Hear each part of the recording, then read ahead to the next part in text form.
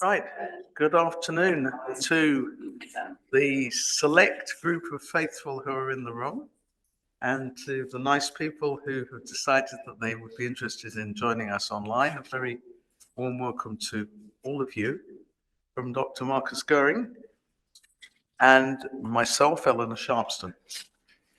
The way we thought we would run this in order to maximize involvement is that Markus and I are going to do a couple of exchanges looking at some aspects of the topic, and then we're going to open it up to questions and answers, both for those in the room and for those online. And I will hand over to Markus for the running of the technology because I am technologically challenged. Now, I should begin by saying that we are going to be talking about and concentrating on a report by a group known as Group of 12. It's a Franco-German initiative, and the report is entitled Sailing on High Seas. Speaking as a sailor, I've never thought that the sailing on the high seas bit was the particularly difficult bit. My experience is that the problems arise when you get a bit closer to the land.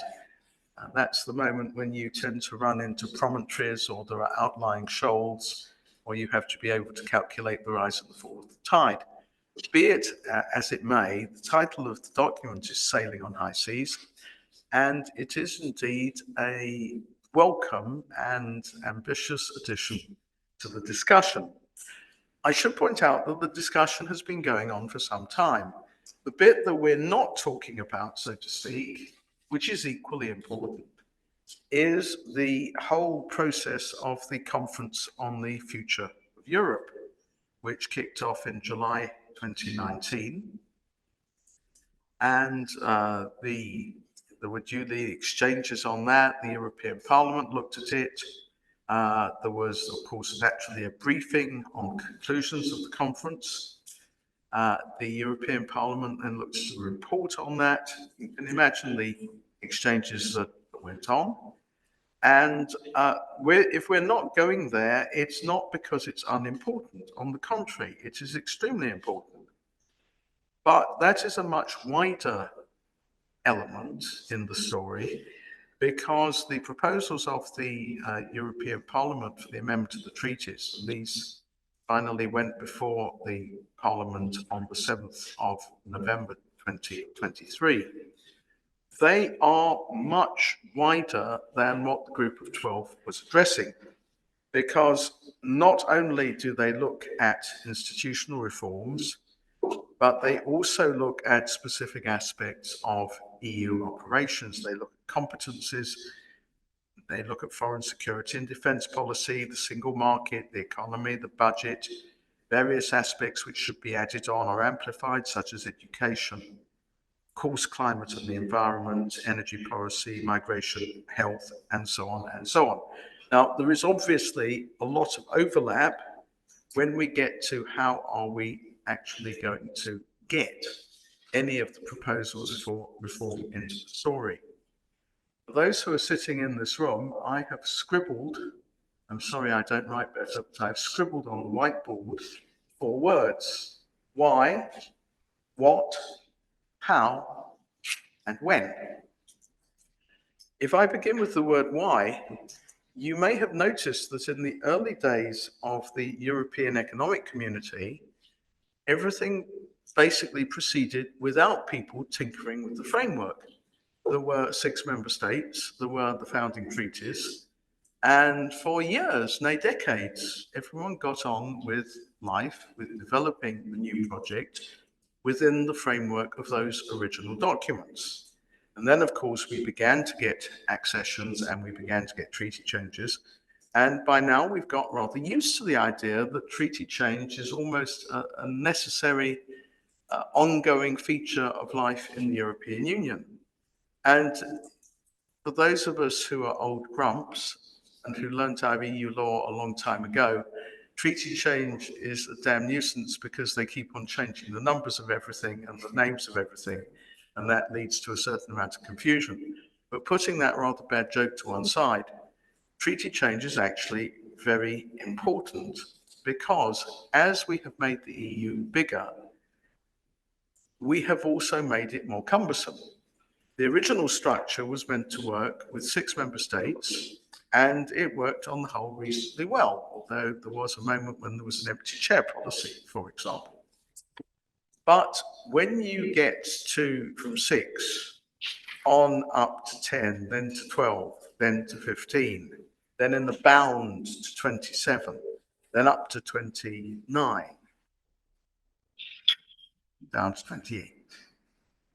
And then you have more candidate countries waiting in the wings. You can't just add on more states to the existing mechanism and say, all right, well, you'll need to need lots more seats in the European Parliament. You're going to need a commissioner. You're going to need a judge in the main court, 2 judges in the general court, representation on the Committee of the Regions. So by the time you add everyone into the story, you add a kind of institutional sclerosis into the system, and it becomes impossible for the EU to react at anything like appropriate speed to what is going on in the world. It becomes virtually impossible to take any difficult decision, because a difficult decision will always not please somebody or some group of people. And if something has to be done by unanimity, it just suffices to have one member state that doesn't want it for the system to be paralyzed. So the short answer to why is because the EU's been a success, because it's got bigger, because it is responsible for more, it does more. We have to evolve the structures so that they are still, to use that phrase, fit for purpose. I think that's the why. We come on to the what.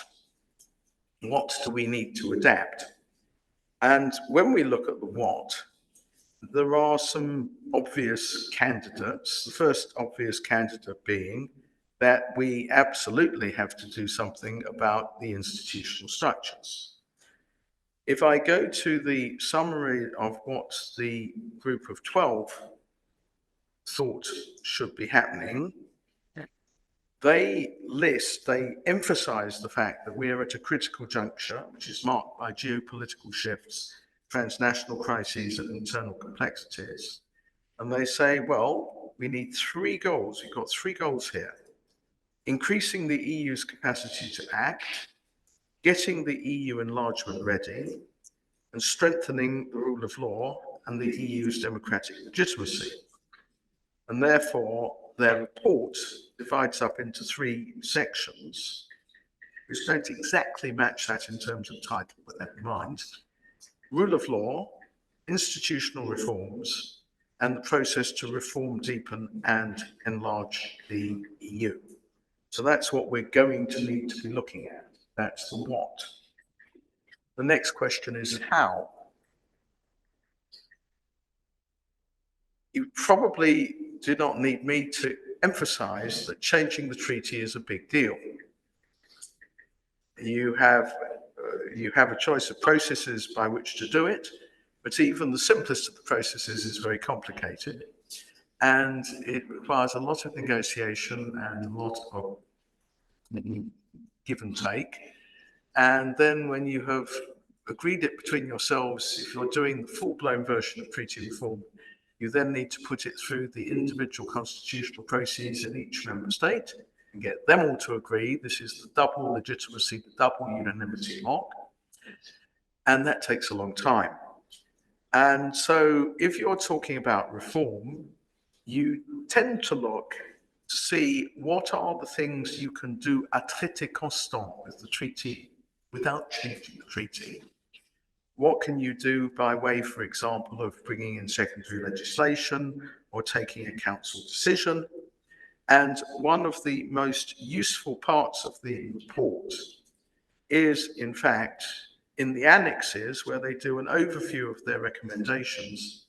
And the first question they ask is, what's the recommendation?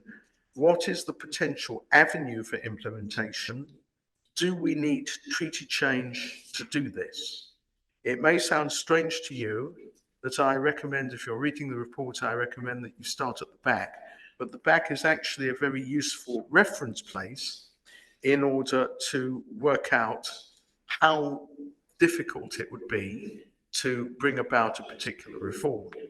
The other useful annex is Annex 3, which is the overview of the options for treaty change if you have to do treaty change, because they set out six possible ways of changing the treaty and the pros and the cons of each of those options. A very useful one-page summary of what would be difficult, what would be relatively easy. So that's the how. I move on from there to the when. The authors, the 12 authors, are adamant that there is some change that should be happening right now. In fact, it should be happening before the European elections, which are happening on June the 9th. So certain of those deadlines are about to be missed. I'm reminded of the wording on a mouse mat, which said, "I love deadlines. I particularly like the whooshing noise they make as they sail past." Some of the deadlines are being passed. But the idea is very much that there are certain changes which could happen and should happen now, that we shouldn't wait for the moment of enlargement. Having said that, a target is set as a moment by when the EU and the candidate states should be ready to move to enlargement. That target date is 2030. And there's also the question, I'm doing the overview and Markus is going to come in with some helpful detail. But there is the question, of course, whether you have a big bang enlargement along the same lines of what happened in 2004, when 10 states joined. You take a deep breath and then you welcome them all in across the threshold. Or do you run a regatta system? Do you run people in installments? That was very much setting the scene as to why, what, how, and when. I'm now going to do the first handover to Markus so that he can start talking about some detail on this. Yes, thank you very much, Leo. My publisher always says, you know, if you mention your book, mention your book. So I mentioned in the book, I'm delighted that we have this report because, in a way, it structures reform proposals for the European current constitutional order in three categories. You know, rule of law, institutional reform, and democratic decision making. I've tried in my work to categorize some of the current obstacles to further constitutionalization in those same three categories. And what I found really important in this group of 12 report is that there's not an assumption that only treaty change can actually move the European Union to the next level. And I think that's a really important insight. I also recommend to start reading the reports by first referring to Annex 2, which neatly suggests treaty reform, but then also highlights the many issues that could be resolved in what I would call below the level of treaty change. Right? Treaty change is quite controversial. Treaty change is very complicated. And we all know how political feelings, political debates flare up in moments of treaty change. And therefore, the authors of this report treat treaty change with a considerable amount of caution. And of course, they pick up on debates. Leo mentioned that these debates are in no way new. Many of the proposals have been debated, dare I say, for decades. And the Center for European Legal Studies was these debates, we actually had in the late 1990s an entire treaty proposal, right? How you could amend the EU treaties to accommodate some of the sort of more constitutional challenges to the European integration project. And so it's that history that I think is very interesting. In our preparation meeting, Professor Sharpston and I also discussed how you do not just need decisions of the political organs. There are elements in the treaties that you could already use and that could be perhaps validated by the Court of Justice in the use of the institutions, right? If you're an observer of EU law or EU external relations law, the Commission just won a fairly significant constitutional case against the Council where it exerted the right to sign the international treaty. The treaties themselves, as they stand in the Lisbon version, are somewhat ambiguous on this point. The Commission had always maintained that it itself was empowered to sign international treaties, and now the Court of Justice has actually confirmed that kind of approach. There's a second element, I think, that is very important for the European Union, and the Group of 12 envisions enlargement of the Union by 2030. And I think that's a really important date, right? So we in the United Kingdom might sometimes have mixed feelings about the European Union, but the prospect of joining the European Union in some of the candidate countries is really important. And to offer those candidate countries, above and beyond all political discussions, a realistic prospect of joining the European Union in a timely manner is very important. Right? The authors have themselves set, of the Group of 12 proposal here, set themselves the objective of creating effective, credible, and politically guided approaches to an enlarged European Union and enlarged decision-making body. And I think that's right and proper.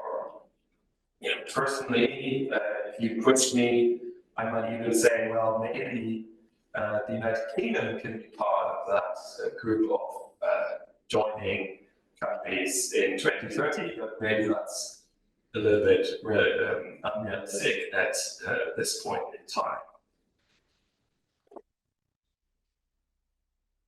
Professor Sharpston already mentioned in her last point, she mentioned the when, and we've discussed the sort of differing timescales, maybe even the differing concentric circles, a Europe of different speeds. And I think that endorsement of having, differing approaches, not having, having concentric circles in the European integration project is in my view, one of the most important proposals here. They call it the regatta approach because their whole report talks about the high seas, and so having slightly different competition, slightly different approaches for the different actors, creating little races between the different actors and grouping this together in different formations can be, in my view, a really good proposal. Looking at the European Union them through a federal lens, which I love to do, and I know it's quite controversial in this country. It also makes sense from a constitutional theoretical point of view, because while in the federal states, we often have the impression that everything needs to be sort of regulated at the federal level. That is in most federal states not the case. There are different allegiances and different forms of collaboration below the federal level. And that's essentially what the authors are here proposing also for the European Union. In my view, before we go to the concrete institutional proposals, I just wanted to highlight that the emphasis on rule of law, and they deliberately discussed rule of law in the very first part of the report, is very timely and very necessary, unfortunately, because in this day and age, we can't take rule of law for granted. It needs to be reviewed, and the necessary mechanisms to safeguard rule of law compliance in all member states need to be in place before any larger or enlargement project can actually proceed. That's all I wanted to say at the beginning of the group of 12 proposals. It's many of the concrete proposals, as I said, stand in a long line of either similar proposals or proposals that have been made in the past. And in my view, provide a very realistic prospect of smaller and slightly larger changes to the European constitutional project that could actually be implemented. I think I'll stop here and give it back to you. Thanks for that. I'm going to pick up on one or two of those points. This is in no way an attempt at covering the full report in detail. I'm trying to group things together for you. The next word I've written down is power. Power as between institutions, as between the Parliament, the Commission and the Council, all right? So if you look at the European Parliament suggestions, they would, not surprisingly perhaps, they envisage a greater role for the European Parliament, and that is hitherto played. Here, the proposal is that the number of seats in the European Parliament doesn't get changed with enlargement, but that there is redistribution, and there is also a rather interesting proposal that it's about time that we had a unified method for the election of MEPs, and the focus should be really on what you're doing at European Parliament level. It shouldn't be like a little mini rerun of national elections in which you can give the government of the day a kicking if you don't like them. Those are not the words in the report, but I think that is the general sense. So there's a power issue as between the various institutions. But of course, everything that is to do with unanimity and QMV, qualified majority voting, and safeguards is also about power. It's about whether an individual state can put the brakes on the project in a particular area because its voice is needed. And if you're not going to let it do that, if you're going to move more topics across from unanimity, which safeguards member state power, to qualified majority voting, and maybe you're going to tweak exactly how the qualified majority voting works, then you may need some safeguards. You may need people to be able to blow a whistle and say, hang on, excuse me, this is a vital sovereignty point for us. You may need to give them the right to opt out. IS differentiation, that's the next word on my checklist here. There's a whole section on differentiation, and it makes very good reading. because they point out that in an EU of over 30 member states, which is where this is heading, flexibility tools are required to retain and enhance the EU's capacity to act. You can't act unless you have a degree of flexibility. There is already quite a large toolbox. If you look back over what we've done in the past, there's transition clauses after new member states' accessions, there are temporary derogations, there's enhanced cooperation, there's permanent structured cooperation, PESCO to its friends, conditional participation. And yet, you know, if you get differentiation, the flip side of that is that you get institutional complexity. You know, Europe a la carte, where literally every member state has its own little special set of arrangements, is what the community method was precisely designed to avoid.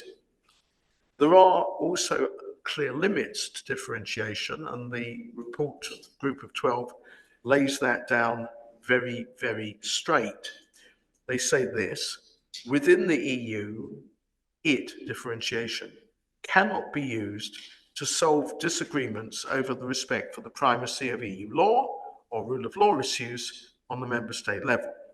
The principles and values enshrined in Article 2 TEU are non-negotiable for EU membership. And, you know, we can have differentiated integration. There's an internal aspect, there's an external aspect as well. If we're looking internally, we can do more with enhanced cooperation. We've already got Article 20, but we could use it more. Externally, we have, by the way, used differentiation in order to allow non-EU states to participate in individual EU policies. Think, for example, of Switzerland, Iceland, Norway, and Liechtenstein being part of the Schengen area. Iceland, Norway, and Liechtenstein also participate in the internal market via the EEA. Switzerland does so partially via bilateral treaties. Turkey is in a customs union with the EU. You know, there are ways of doing this. And the European political community is something that could serve as a vehicle. External differentiation could become relevant for the future of the enlarged EU if there's individual member states who either block necessary treaty reforms and consequently negotiate new opt-outs, or even prefer a less committed status. So maybe you have some kind of association status. This leads through to two things. First of all, certain parameters for the use of flexibility, because they say we can use flexibility instruments, but 5 principles. Respect for the acquis communautaire and the integrity of the EU's policies and actions.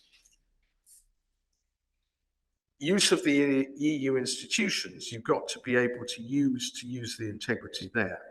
Openness to all EU members, sharing decision-making powers, costs and benefits, and this is important, making sure that the willing can move ahead rather than being blocked because there are unwilling.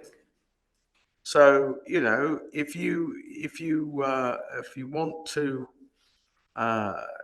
want to revise the treaty and there are blockages, the uncooperative or unwilling state could be offered an opt-out to be included in the new treaty, but they say it should only be possible to grant an opt-out where the revision deepens integration, either by adding new competencies or by extending QMV. Exemptions from the existing acquis communautaire or EU core values, rule of law, democracy, and fundamental rights, should not be possible. Little warning flag here, they also say in the future, the euro should be considered as part of the non-negotiable elements of European integration. I moved from there to what in the old days, we used to call variable geometry, but it's now called 4 concentric circles. I think it's a bit like saying, would you like half a dozen eggs or would you like 6 eggs? I believe you still get the same number of eggs. And I want to pay particular tribute here to Professor Catherine Barnard, who had a very difficult time at a FIDE Congress when she went along and argued passionately and persuasively in favour of a sort of differentiated arrangements. And lo and behold, we now have the Franco-German group singing the praises of European integration in 4 concentric circles. The 4 concentric circles would be the following. The inner circle, well, we've already got the members of the Eurozone and the Schengen area who are already, in fact, involved in deeper integration. There are also several uses of enhanced cooperation. There's PESCO in defence. There's a sort of coalition of the willing idea. These could be used for a further range of policy areas. So the inner circle would be the inner circle.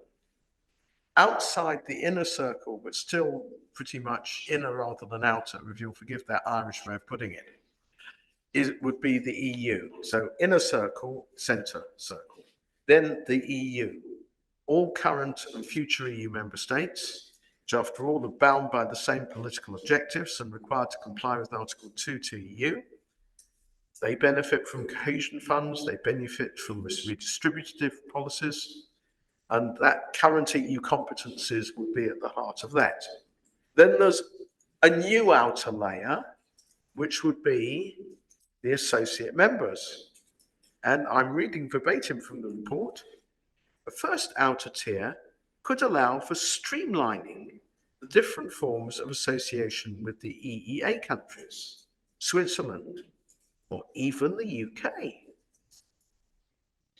Associate members would not be bound to ever closer union and further integration, nor would they participate in deepening political integration in other policy areas, such as justice and home affairs, or EU citizenship. But you still have the basic requirement, commitment to comply with the common principles and values, democracy and the rule of law. The core area of participation would be the single market. Well, then we of course need to talk about who has the jurisdiction to do what, who has what say in what, how much they pay, and all of that detail, which we could go into, but possibly not here. And then finally, as a kind of wrap around the outside of this, you would have the European political community, which is described as a second outer tier, which would not involve any form of integration with binding EU law or specific rule of law requirements. It wouldn't allow access to the single market. Instead of that, it would focus on geopolitical convergence and political cooperation in policy areas of mutual importance and relevance, such as security, energy, or the environment and climate policy, etc.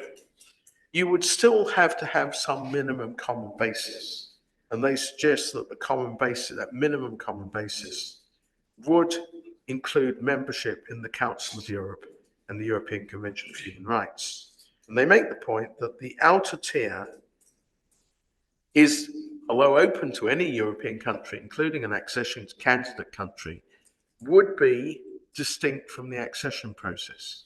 It would be entirely possible to conceive of a country that wants accession and that passes through cooperation and association on its way to full EU membership.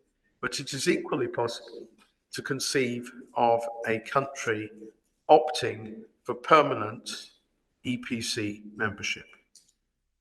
They even talk about guest status or permanent guest status for countries from the southern shore of the Mediterranean. In other words, there is a willingness, to open the windows and let the air blow in, which I find very refreshing. Because when the project was started, I don't think anyone knew exactly where it was headed. And I think that if we do try to cling to a one size absolutely must fit all, we will only manage to do that at the cost of a lot of wrangling and a lot of places where we don't make forward progress because we can't really quite find agreement on what we think we're doing.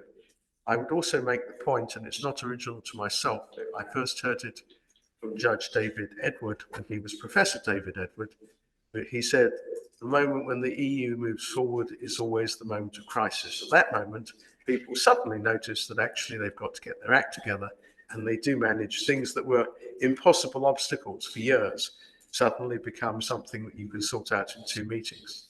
I will offer you a little example of that, which is the European arrest warrant, which had been kicking around as an idea for years. And then we had 9/11, and suddenly the European arrest warrant just came through the system, and there it was as a framework decision, and it was all agreed. On that, I'm going to hand back to Markus to take enlargement a little forward, perhaps. Thank you very much, Eleanor. I want to perhaps briefly come to some of the institutional by the group of 12. So they already mentioned the reduction of seats. Of course, there's a big question how you do that, and there's a shout out to Cambridge mathematician Gibbet, who developed the Cambridge Compromise, right? So you have a certain basis of seats, and then the rest of the seats of the parliament are distributed in accordance to population size, and that way you have a system that can actually grow with the European Union over time without having to add additional MPs. Because I think I agree with the authors here that 751 is probably the size of a large parliament, that where you can still more or less have personal relationships with other parliamentarians. If it grows much further than that, it becomes very, very difficult. I wanted to highlight one of the proposals to harmonize electoral laws, and the European Union over the years has actually changed quite significantly, right? So from the Parliamentary Assembly and sort of observer status to a directly elected parliament, basing themselves on different electoral systems. In a way, that's very common, in my view, in different federal structures, right? So you rely on the institutional approaches in different federated entities in order to elect the members. Over time, of course, that needs to be harmonized, and I think we've reached now the stage of European integration where we really need to have a much more harmonized approach to European elections, to European electoral law, maybe even a European Electoral Commission, because the country-by-country approach is, I think, to a certain extent, is suboptimal. The elements I thought was also worth mentioning are they propose to deal with unforeseen developments in a new sort of catch-all competence. Professor Sharpston and I discussed a little bit. That's almost like a return back to the future, right? Because the original EEC treaties actually had such a subsidiary competence for, if the member states so decide unanimously to add certain competences, they were empowered to do that. And in my view, rather than having special competence for unforeseen developments, I think it would be much better to create an institutional process by which, without a formal treaty change, competences could be added to the European Union or to the differentiated circles of the European Union. I think the authors of the Group of 12 make it very clear that if any competences are added, there needs to be an opportunity for member states to opt out. And while Professor Wagner made that proposal 25 years ago, I think we've now seen the wisdom behind that proposal, because the European Union could actually be strengthened with such an approach and allow member states that agree to deepen their integration in certain areas while still relying on the overall institutional framework of the European Union. And again, I'm drawing the comparison with federal states. That is, that's possible in many federations. If you, for example, take Canada, you have territories and you have provinces. They have slightly different competences. They have slightly different rights inside the Canadian Federation, but the entire institutional framework still works. And so, in my view, it makes for a very coherent proposal to advance the European Union in that fashion. At the end of the report, they, under United in Diversity in Europe, they create these different circles of the inner circle, the EU circle, the associate members, and then the European Political Cooperation, the sort of new the new grouping that was established, and where somewhat controversially even the current Conservative government of the UK participated. You might have read or heard about President Macron's speech before the Sorbonne. He highlighted how, if there is a certain level of democratic decision making that is that agrees, you could actually create a kind of inner circle where even more competences are gathered. And I think his idea was mainly with regards to defense and taxation, but you could think of any other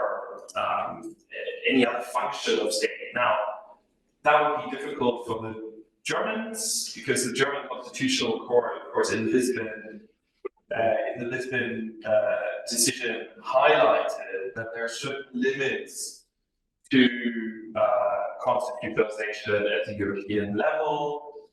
If, in the view of the Constitutional Court, Germany loses its identity as a separate state, that would be problematic for the current constitutional arrangement. Of course, if you had then a new constitutional assembly, you could reform that constitution. But there might be some limits as to how far even the inner circle, which is presumed to be at least relying on Germany and France, maybe other inner circle countries, could go even under their own constitutional orders. Yeah, I think this is the right point to open it up for a wider discussion on your understanding of the Group of 12 proposal, or your questions with regards to this this proposal.